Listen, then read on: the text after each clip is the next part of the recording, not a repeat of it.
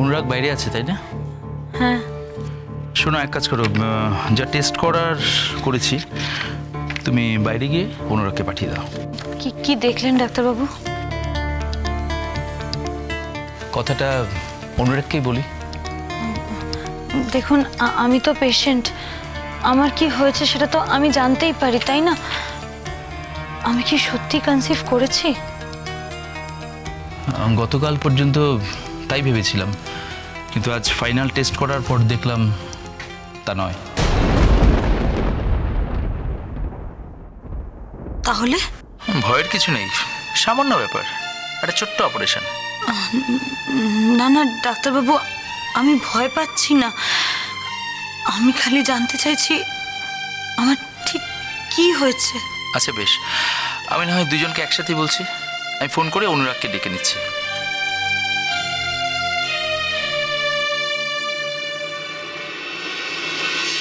হ্যাঁ অনুরাগ, ভেতরে এসো।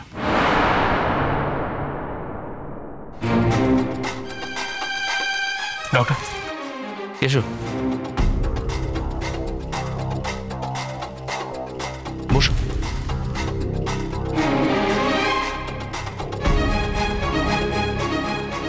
বলুন।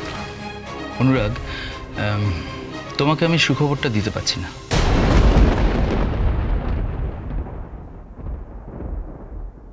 মানে? ইনিশিয়ালি আমরা যা ভেবেছিলাম বা প্রাথমিক রিপোর্টে যা জানা গিয়েছিল সেটা ঠিক নয়।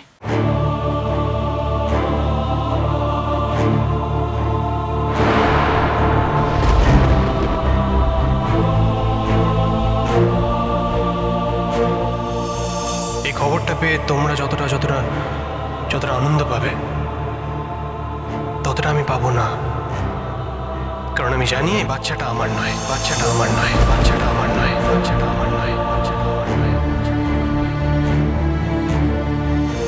তুমি এই বাচ্চাটাকে জন্ম দিতে চাও কিনা?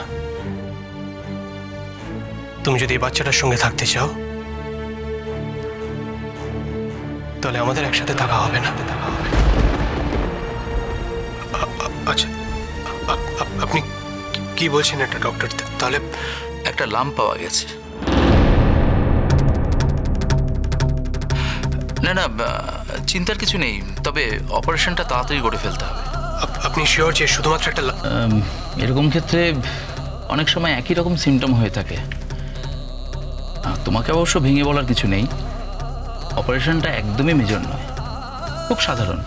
আজ অপারেশন হবে, কাল হেঁটে বাড়ি চলে যাবে, কিন্তু ফেলে রাখা যাবে না, তাড়াতাড়ি করে ফেলতে হবে। অনুরাগ?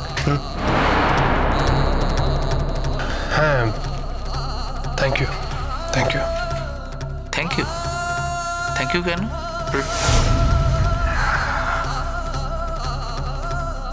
না,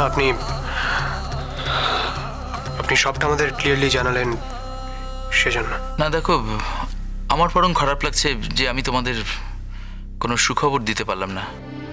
সিস্টার, এই আমি আপনাকে যে কফির কথা বললাম, দেখুন না কি। ডক্টর, আজকে থাক, আজকে আমাদের একটু তাড়া আছে, অন্য একদিন হবে।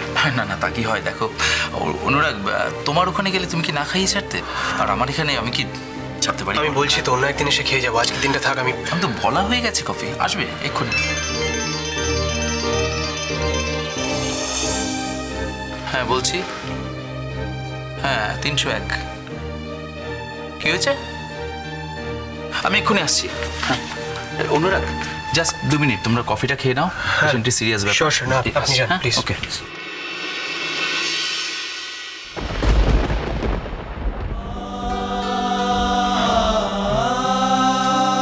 মেঘলা,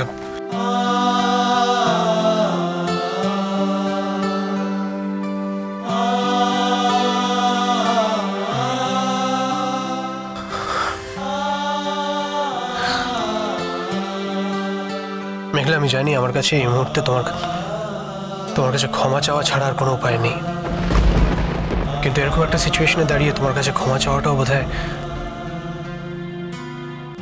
খুব নাটকীয় হয়ে যাবে। তবে আমি যে ভুলটা করেছি, যে দোষটা করেছি, তাতে আমি আর কি বা বলবো বলো? আমি জানি মেঘলা, আমি মুখে যতই বলি যে আমি তোমাকে বিশ্বাস করি, ভালোবাসি, আমার ব্যবহারে, আমার আচরণে প্রত্যেকবার এটাই প্রমাণ হয় যে আমি তোমায় বিশ্বাস করি না, অবিশ্বাস করি তোমাকে। মানুষ হিসেবে আর কত নিচে নামতে পারতাম মেঘলা।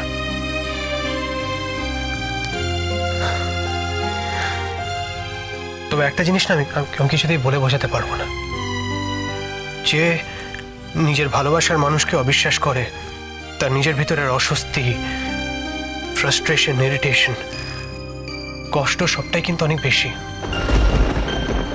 হ্যাঁ আমি জানি আমার কথাগুলো বোধহয় এখন বিশ্বাসযোগ্য নয়,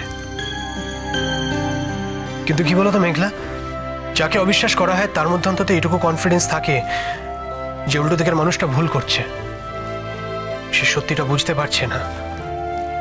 কিন্তু যে অবিশ্বাস করে তার মধ্যে শুধুই এই একটা অদ্ভুত অস্বস্তি থাকে, একটা ইরিটেশন থাকে। আমার না এই মুহূর্তে খুব অসহায় লাগছে মেঘলা। তুমি আমার কোনো কথার উত্তর দেবে না, তাই তো? আমার সঙ্গে কথা বলবে না, তাই তো?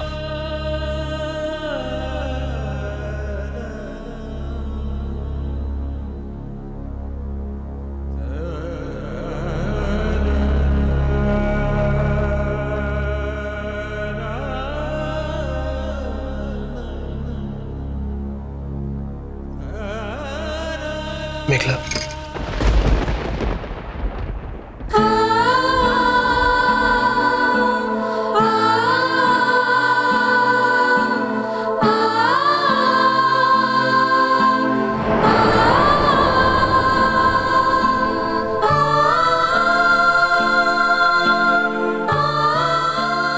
Thank you.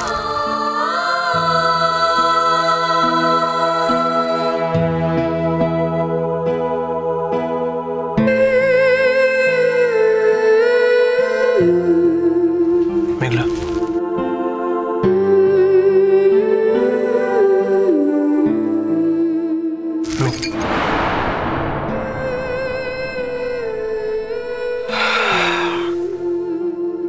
কফিটা খেয়ে নাও।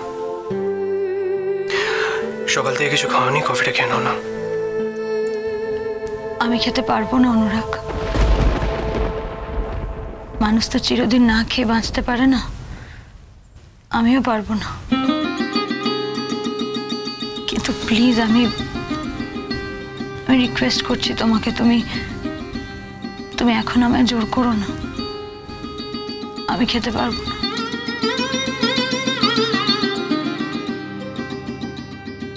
চলো বাড়ি যাই, এসো। তুমি কফিটা খেয়ে নাও। তুমি সকাল থেকে কিছু না খেয়ে আমার সামনে দাঁড়িয়ে থাকবে আর আমি তোমার সামনে দাঁড়িয়ে কফি খাবো, সেটা বোধহয় আমার জন্য সম্ভব নয়। এসো।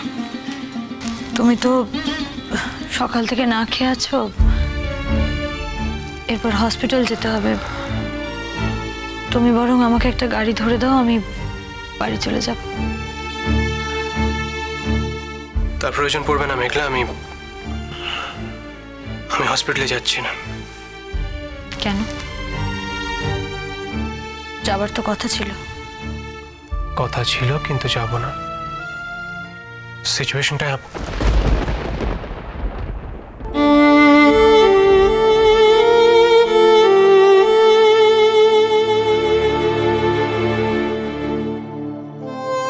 তুমি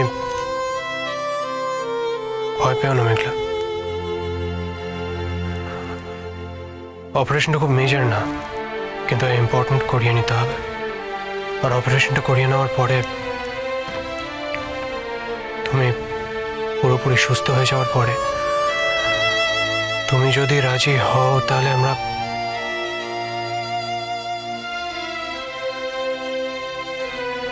আমরা দুজনে একটু বাইরে কোথাও বেড়াতে যেতে পারি কি?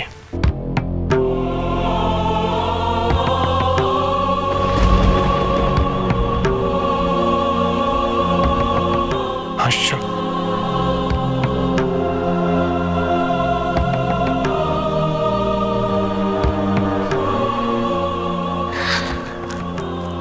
হাসতেই পারো, সেটাই স্বাভাবিক।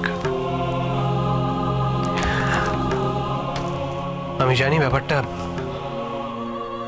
আমি নিজেই হাস্যকর করে তুলেছি। তবুও তুমি যদি না যেতে চাও ঠিক আছে, আমি তোমাকে জোর করব না।